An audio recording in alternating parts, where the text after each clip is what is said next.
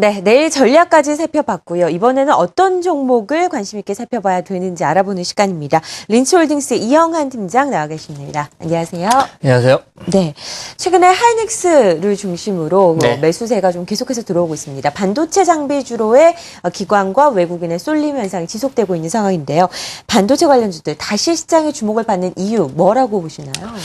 말씀하신 대로 특히 그 지난주 일본 때문에 그 불안했던 시장에서 더 강세를 보였기 때문에 주목을 좀 더 받았습니다. 그 외국인과 기관의 양 매수는 물론이거니와 리포트도 좀 조금씩 나와주고 있는 부분이고요. 이미 일주일 전부터 이 업종 대장이라고 할 수 있는 그 SK 하이닉스에 대한 외국인의 매수세가 몰리면서 하반기 반도체 업황에 대한 긍정적인 입장을 대변했다고 볼 수 있겠습니다. 우선 이 반도체 상승 사이클 진입에 따른 이 SK 하이닉스의 주가 강세가 이제는 그 반도체 장비 부품 업종, 이 중소형 업종으로 이 전반적으로 확산되었다고 보시면 되겠는데요. 이 최근 코스닥 시장 강세와 맞물리면서 이 저점 대비 주가 상승이 크게 나타났었고요. 이제 그 이유는 실적 턴어라운드에 대한 기대치라고 볼 수 있겠습니다. 1분기 실적은 크게 개선되지 못했으나 이 주식이라는 게 사실 그렇지 않습니까? 향후 기대치에 대한 주가를 미리 반영하는 것이기 때문에 지금 당장 실적이 좋지 못하더라도 앞으로 좋아질 것이다라는 부분에 대한 주가 상승이 있거든요. 그래서 이 3분기부터 시작해서 2014년까지 이어지는 이 반도체 투자 확대 이 사이클에 대응한 주가 상승이 시작되었다고 생각을 하고 있습니다. 현재는 그 밸류에이션상 매력적이지 않지만은 앞으로 업황 개선에 따른 기대치를 미리 땡겨서 주가에 반영하는 스토리라고 보시면 되겠고요.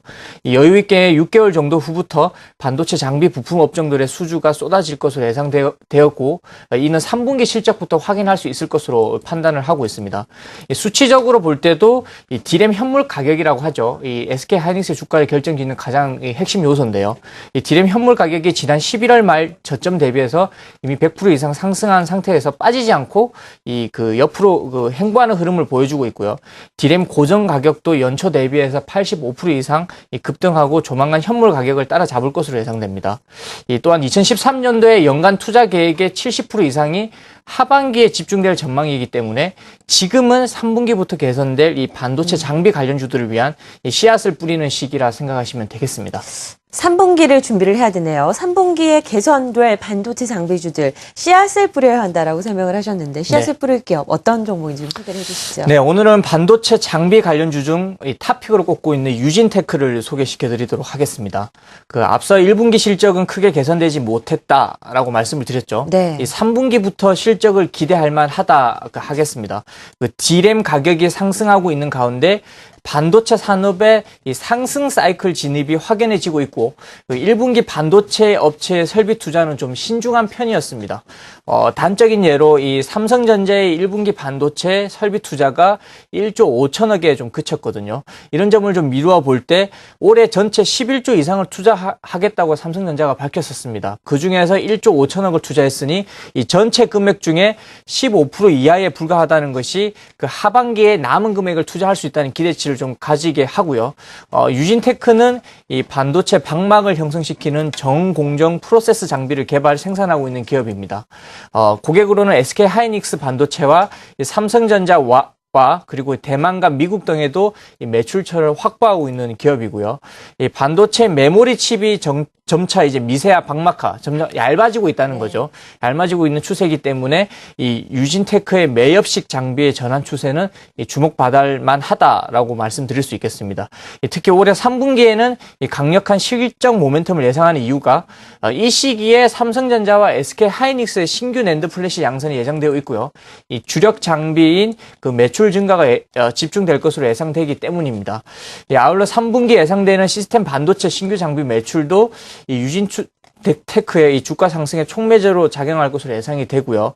특히 메모리 시장보다는 흔히들 비메모리 시장이 더 크다고 하죠. 그래서 이 더 큰 시스템 반도체 분야에서 이 신뢰도를 확보하게 되어서 내년에도 이 중장기 실적 개선 기대감이 더 부각될 것으로 보고 있습니다. 네, 유진테크의 올해 1분기 실적 전분기 대비해서는 상승을 했지만 전년 동기 대비해서는 60% 감소하는 흐름이 나타났습니다. 그렇게 좋지 않았는데 네. 올해 예상 실적 얼마인지 좀 알려주시죠. 네, 우선 올해 증권사 리포트 평균치가 약 그 매출 1,850억 정도로 보시면 되겠고요.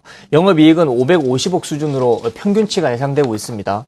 이 분기별 매출로는 이 1분기 때는 226억으로 좋지 못했었고요. 2분기 때 360억, 3분기 때는 한 570억 가량, 4분기 때는 650억 수준으로 하반기로 갈수록 점차 성장할 전망입니다. 현 주가의 밸류에이션상으로는 PER 한 9배 정도로 보시면 되겠고요. 하반기부터 실적 성장세를 시작하면 내년에는 매출액은 2013년 대비해서 20% 이상 성장할 것으로 기대됩니다. 올해 연간 실적이 크지 않음에도 불구하고 주가 상승세가 지속되고 있는 가장 큰 배경이 내년의 성장치를 미리 땡겨서 지금의 주가 상승치를 받고 있다라고 생각을 하시면 되겠습니다.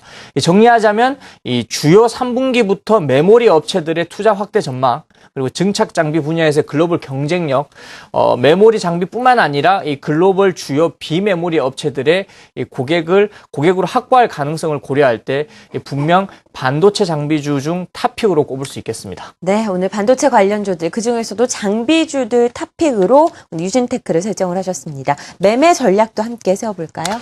차트 보시겠습니다. 네. 차트를 보시게 되면 월봉부터 지금 보여드리고 있는데요. 이 관련주 중에서 가장 빠르게 이 전고점 테스트를 지금 하고 있는 흐름이고요.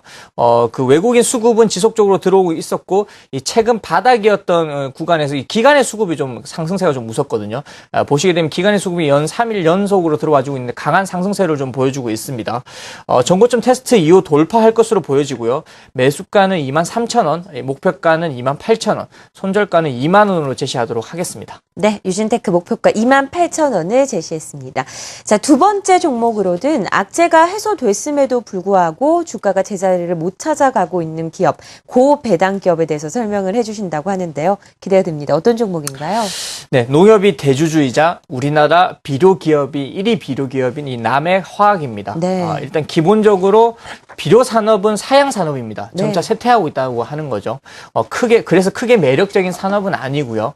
한국 자체만 놓고 보더라도 농지가 줄어들고 있고 이 비료 사용에 대한 수요도 같이 줄어들고 있습니다. 그래서 이 회사 자체적으로 동남아 쪽으로 수출 비중이 좀 커지고 있는 상황입니다.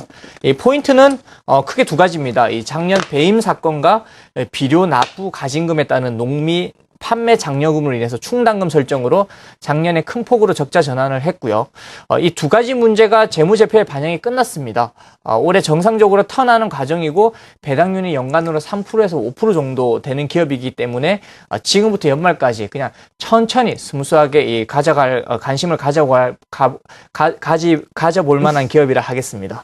악재가 있다고 말씀을 하셨습니다. 어느 정도 해소가 됐다고 하는데 그 부분도 좀 저희가 짚어보도록 하죠. 작년에 적자 전환을 했다고 공시를 했습니다. 왜 이런 현상이 일어난 건가요? 네, 큰 폭의 적자 전환이었죠. 네. 작년에 보유하셨던 분들은 크게 놀라셨을 겁니다. 얼마 전 공시를 통해서 배임죄는 무죄로 판결이 났고 네. 이 배임 수죄만 유죄 인정이 되었습니다. 이 배임죄와 배임 수죄의 차이점은 그런 겁니다. 그 사건으로 인해서 그 뇌물을 받은 것이 아니다라고 하기 때문에 실질적으로 회사와 크게 관련이 없다라고 보시면 되는 거고요. 이 형사소송이 끝나면 지금 형사소송 진행 중이거든요.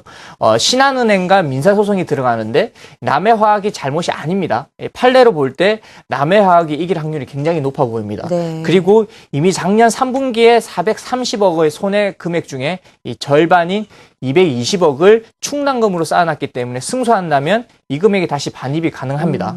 이 두 번째는 작년 4분기에 적자를 기록하게 만든 이 비료 가격 단합으로 인한 농민 판매 장려금 150억입니다. 이 150억은 일회성 요인으로 보시면 되겠고요. 반영이 이미 끝났기 때문에 재차 걱정할 이유는 없습니다. 이 두 가지 사건의 재무제표 반영이 끝난 상태이므로 이 주가는 여전히 회복하지 못하고 있습니다. 그래서 1분기 실적은 서프라이저였고요. 매출 4천억에 영업이익 100억이었습니다. 실적이 잘 나온 이유는 그동안 2, 3년간의 이 내수 비료 가격이 원재료는 올랐는데 제품 가격이 전혀 오르지 못하고 있었거든요.